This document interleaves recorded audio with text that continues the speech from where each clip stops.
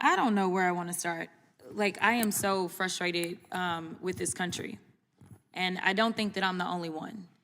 And to know that we have former law enforcement here, as someone who worked with law enforcement consistently as a practicing lawyer, I'm quite concerned. I'm alarmed by some of the things that you said, specifically, Mr. Speciale. Am I saying it correctly? Okay.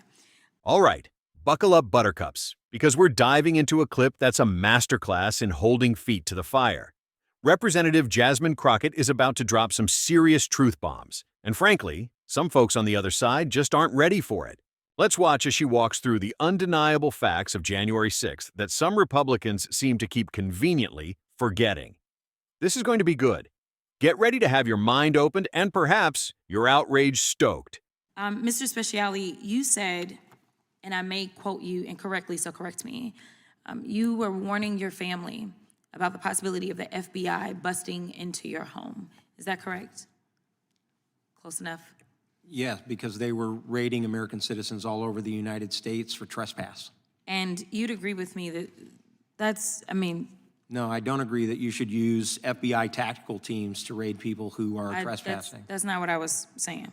I'm sorry, I was moving a little slow because I wanted to make sure I quoted this correctly.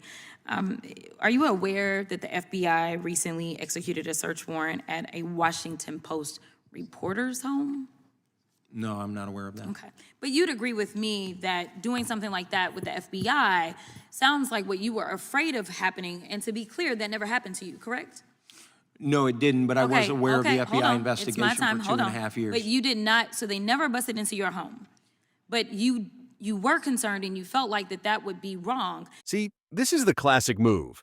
I was so worried about the FBI, even though nothing happened to me, personally. It's like someone complaining about the taste of water while they're sitting in a desert, completely oblivious to the person next to them actually dying of thirst. The fear of a hypothetical raid for trespassing is not the same as the reality of systemic issues or actual targeting. This isn't about valid concerns. It's about weaponizing anxiety to create a false equivalency.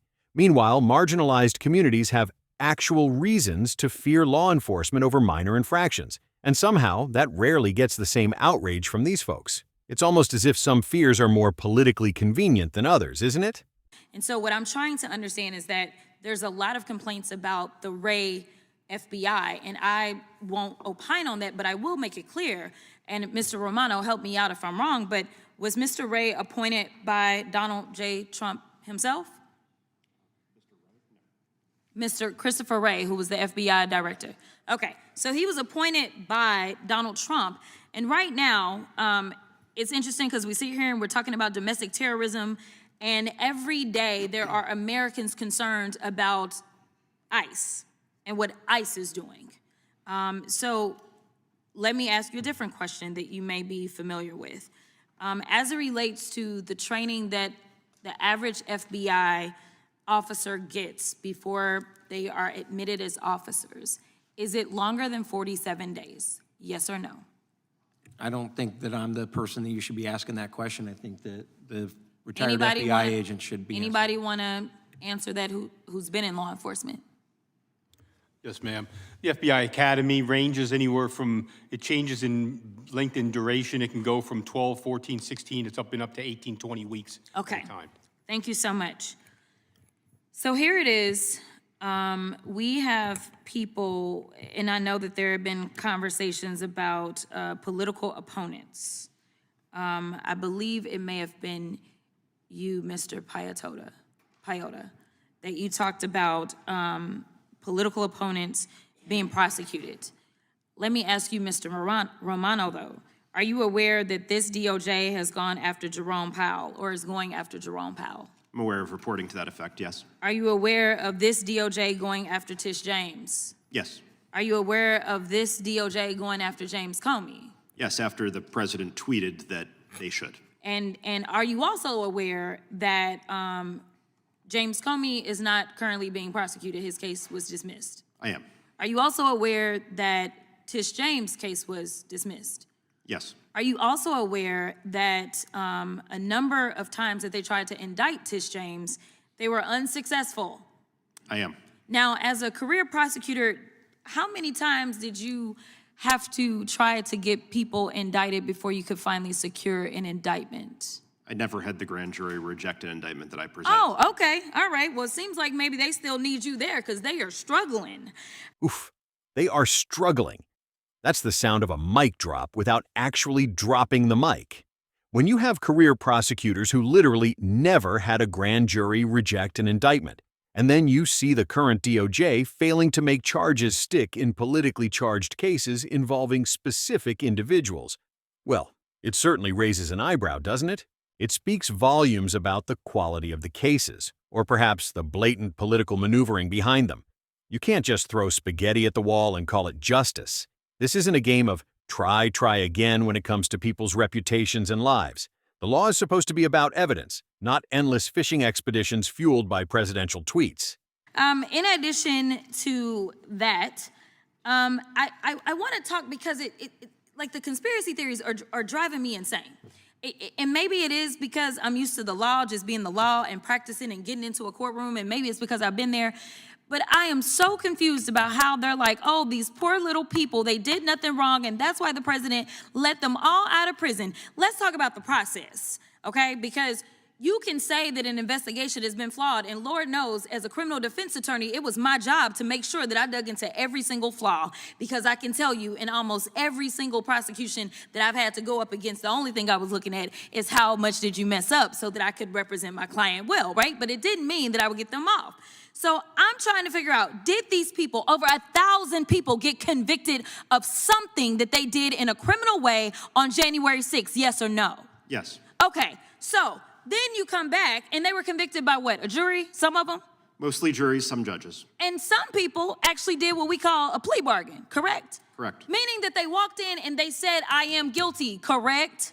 Yes. Okay, so the final point that I'll make, because I know I'm running out of time, is there was some stuff about white supremacists and the concerns about people being alleged to be white supremacists. Some of the people that got convicted were neo-Nazis. Have they been clarified as white supremacists or not? Yes. Some of the people were Proud Boys. Have they been declared as white supremacists or not? I believe so.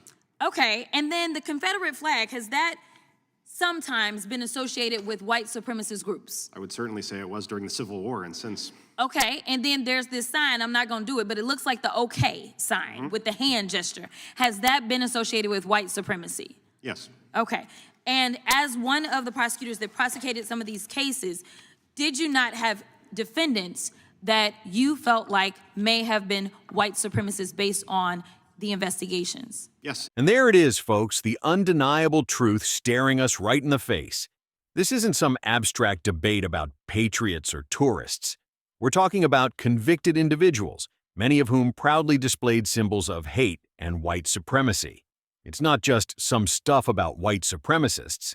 It's a core, undeniable element of the January 6th insurrection.